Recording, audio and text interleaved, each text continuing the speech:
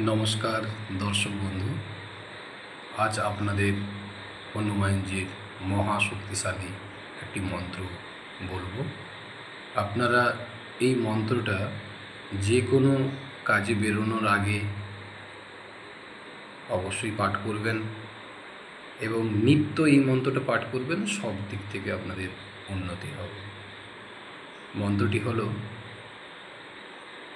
হনুমান অঞ্জনী সুনং বায়ুপুত্র মহাবল রামেষ্ট ফাল্গুনী সকং পৃঙ্গাক্ষ মিত বিক্রম উদধিক্রমণশ্চৈব সীতাশোক বিনাশন লক্ষণ প্রাণদাতা চ দশ গ্রীবস্য দর্পহা এবং দ্বাদশ নামানি গোবিন্দস্য মহাত্মন স্থাপকালে প্রবাসে চ যাত্রাকালে চ যঃ পঠেৎ তস্য সর্বভয়ং নাস্তি রণে চ বিজয়ী ভবেৎ রাজদ্বারে শ্মশানে চ ভয়ং নাস্তি কদাচন।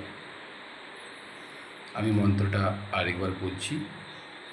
হনুমান অঞ্জনী সুনং বায়ুপুত্র মহাবল রামেষ্ট ফাল্গুনী সকং পৃঙ্গাক্ষ মিত বিক্রম উদধিক্রমণশ্চৈব সীতাশোক বিনাশন লক্ষণ প্রাণদাতা চ দশ গ্রীবস্য দর্পহা এবং দ্বাদশ নামানি গোবিন্দস্য মহাত্মন স্থাপকালে প্রবাসে চ যাত্রাকালে চ যঃ পঠেৎ তস্য সর্বভয়ং নাস্তি রণে চ বিজয়ী ভবেৎ রাজদ্বারে শ্মশানে চ ভয়ং নাস্তি কদাচন।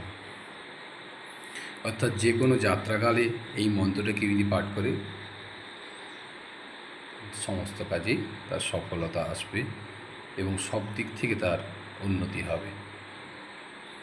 সবাই খুব ভালো থাকবেন। নমস্কার।